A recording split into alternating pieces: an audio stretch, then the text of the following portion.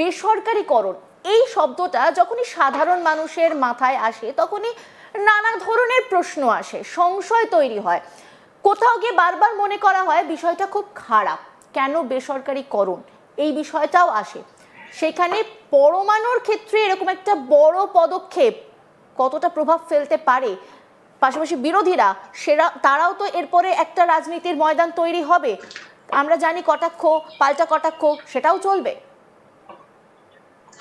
দেখুন, রাজনীতি ছাড়া তো নীতি বাঁচে না, সেটা রাজার নীতি হোক আর রাজ্যের নীতি হোক বা রাজ্য চালাবার পরিচালনার নীতি হোক। তো রাজনীতি থাকবে, তার জন্যই নীতি থাকবে, নীতি থাকবে তাই রাজনীতি লোকেরা করে খাবে।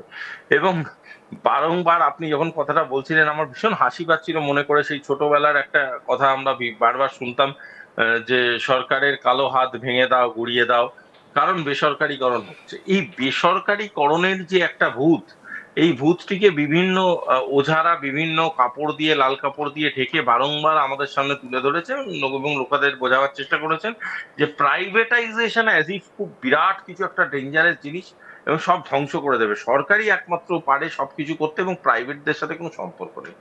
এই মানসিকতা থেকে গোটা পৃথিবী বহু বহু বহু মাইল এগিয়ে গেছে। এবং এবং আজকের ডেটে দাঁড়িয়ে আমরা এমন একটা স্ট্রাকচারে আছি যেখানে গভর্নমেন্ট অফ ইন্ডিয়ার ভিতরে প্রাইভেট অ্যাডভাইজারদের নেওয়া হচ্ছে।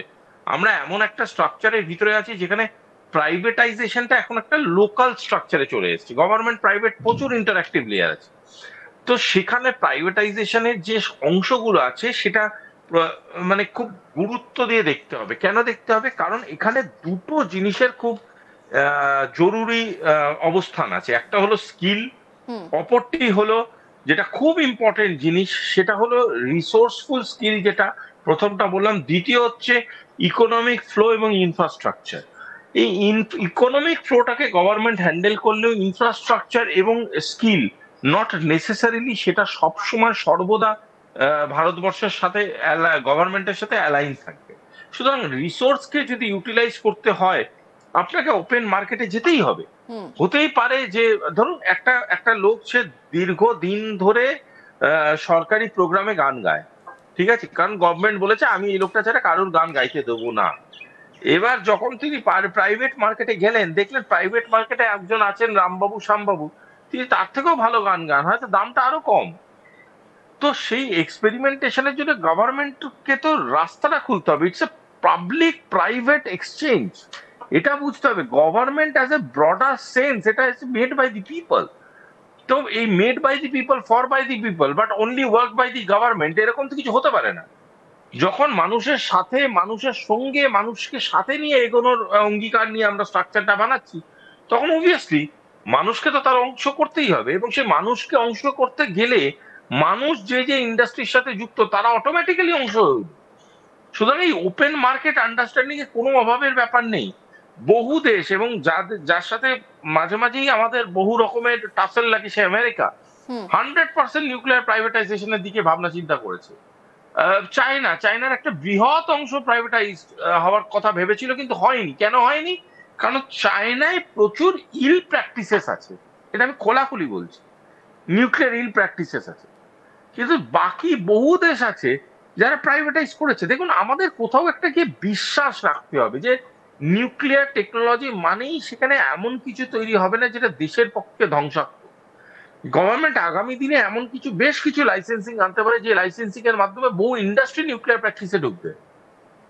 সেই যে ট্রান্সফরমেশন ফেজটা, এটাকে অ্যাবজর্ব করতে তো একটু টাইম লাগবে। মানুষ যে এই যে টার্ময়েলের মধ্যে সর্বদা ঠেলে দেওয়া হয় যে আপনি কি জানেন, আপনি জানেন ফেসে যাবেন, আপনি জানেন খারাপ হবে, এই নেগেটিভ মাইন্ডসেটে ভেবে কোনো লাভ নেই। শুরু হচ্ছে, দেখা যাক না কি অসুবিধা আছে। একেবারে শুভাশিস বাবু, আপনি আমাদের সঙ্গে থাকুন। এখান থেকে যে বিষয় নিয়ে এত আলোচনা হচ্ছে, প্রধানমন্ত্রী নরেন্দ্র মোদী তিনি ঠিক কি বার্তা দিয়েছেন আগে সেটা একটু শুনে নি। हम एक बहुत महत्वपूर्ण सेक्टर में भी कदम उठाने जा रहे हैं। हम न्यूक्लियर सेक्टर को भी ओपन करने की तरफ आगे बढ़ रहे हैं। इस सेक्टर में भी हम प्राइवेट सेक्टर की सशक्त भूमिका की नींव रखने जा रहे हैं। इससे small modular reactor, advance reactors और न्यूक्लियर इनोवेशन में अवसर बनेंगे। यह रिफॉर्म हमारी एनर्जी सिक्योरिटी और टेक्नोलॉजिकल लीडरशिप को नई शक्ति देगा। শুভাশিস বাবু, প্রথম থেকে আমরা যেটা দেখে এসেছি, বারবার একই বার্তা প্রধানমন্ত্রী নরেন্দ্র মোদী দিয়েছিলেন, আত্মনির্ভর ভারত, সেই পথে আরো এক ধাপ এগিয়ে যাওয়ার প্রচেষ্টা এই বক্তব্যের পর আমরা বলতেই পারি। সেখানে দাঁড়িয়ে এই কাজটা হওয়ার পর এই যে বক্তব্য তিনি রেখেছেন, তারপর সত্যি সত্যি যখন ভারত আরো এক পদক্ষেপ বাস্তবের মাটিতে এগিয়ে যাবে, প্রকল্পগুলো একদম বাস্তবে মাটিতে আমরা দেখতে পাবো, কতটা থ্রেটনিং হতে পারে চীন বা আমেরিকা বা এই মুহূর্তে দাঁড়িয়ে পাকিস্তান বাংলাদেশের জন্য? আমি কূটনীতিক ভাষায় একটা কথা আপনাদের বলি, এটা বুঝতে খুব সুবিধা হবে। কোভিড এর মধ্যে অনেক নেগেটিভ জিনিস ছিল, বহু মানুষ মারা গেছে, বহু মানুষ আমাদের ছেড়ে চলে গেছে, ঠিক কথা, আমাদের খুব ভুগিয়েছে, ঠিক কথা। কোভিড এর মধ্যে বহু পজিটিভ জিনিসও ছিল। পজিটিভ জিনিস কিরম ছিল জানেন? ধরুন একটা বাড়িতে আপনি আছেন এবং আপনার হঠাৎ করে, কোনোদিন এগ্রিকালচারে আপনি কিছু করেননি, হঠাৎ করে কিছুটা মাটি কুপিয়ে আপনি চেষ্টা করলেন কিছু আনাজ তৈরি করার, ঠিক আছে? কিছু কিছু খাবার যেটা আপনি এতদিন ধরে বাইরে থেকে আনিয়ে খেতেন, সেটা আপনি বাড়িতে তৈরি করার চেষ্টা করলেন। যখন ওই মডেলটা আস্তে আস্তে অ্যাবজর্ভ করতে শুরু করলো, বহু ফ্যামিলি এটা পরবর্তীকালে দেখেছে যে তাদের ইকোনমিক ক্রাইসিস গুলো মিটতে শুরু করেছে। কেন?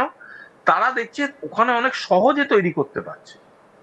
পয়েন্টটা হচ্ছে, আমি কেন বলতে চাইলাম এই কথাটা, কূটনীতির সব থেকে ভয়ঙ্কর অস্ত্র হচ্ছে ডিপেন্ডেন্সি। আমি যদি আপনাকে বেশি আমার উপরে ডিপেন্ডেন্ট করাই, তাহলে একটা সময়ের পরে গিয়ে আমি আপনাকে ইউটিলাইজ করতে শুরু করে দেবো। এই ডিপেন্ডেন্সি এবং ইউটিলাইজেশনের যে দাঁড়িপাল্লাটা আছে, এটাকে কোথাও গিয়ে অ্যাড্রেস করাটা খুব প্রয়োজনীয় ছিল, এবং প্রয়োজনীয় ছিল বলেই আজকে আমরা এমন একটা মডেল বানাচ্ছি যেটা সেলফ ডিপেন্ডেন্ট মডেল। আমার আনাজ আমি তৈরি করছি, আমার চাল আমি বানাচ্ছি, আমার ডাল আমি বানাচ্ছি, আমার আলু আমি তৈরি করছি, আমার খিচুড়ি আমি খাচ্ছি। আমাকে তার জন্য কোনো স্টেট অফ কম্প্রোমাইজে যেতে হচ্ছে না কোনো অন্য মানুষের সাথে, এবং কোনো ইকোনমিক টাইজ করতে হচ্ছে না অন্য মানুষের সাথে, যাতে করে সে আমার উইক পয়েন্ট গুলোকে চেপে ধরে, আমার নার্ভস গুলোকে চেপে ধরে, এবং চেপে ধরে বলে আমার তোমাকে এই সাহায্য করার বিরুদ্ধে বা বিপরীতে তোমাকে এই কাজটা আমার জন্য করে দিতে হবে। এই বাটার সিস্টেমের কোনো প্রয়োজনীয়তা থাকছে না। তাতে কি সুবিধা হচ্ছে? তাতে তুমি নেগোসিয়েশনের থালায় যখন বসছো, মানে টেবিলে যখন sitting in the plate of negotiation, তখন তুমি নেগোসিয়েট যখন করবে, তখন খোলা নেগোসিয়েট করতে পারবে যে আমি তো অলরেডি প্লাস পয়েন্টে আছি, আমি হারার জায়গায় নেই। যখন আমি অলরেডি প্লাস পয়েন্টে আছি, হারার জায়গায় নেই, তখন আমি অবভিয়াসলি সেই কন্ডিশন গুলোই ফেলবো যেই কন্ডিশন গুলো আমাকে স্যাটিসফাই করবে। সেক্ষেত্রে দেশের জন্য, রাষ্ট্রের জন্য, রাষ্ট্র স্বার্থের জন্য অনেক রকম এইরকম কন্ডিশন গুলো জেনারেট করা যাবে, যেই কন্ডিশন গুলো আমাদের রাষ্ট্রের হিতে যাবে।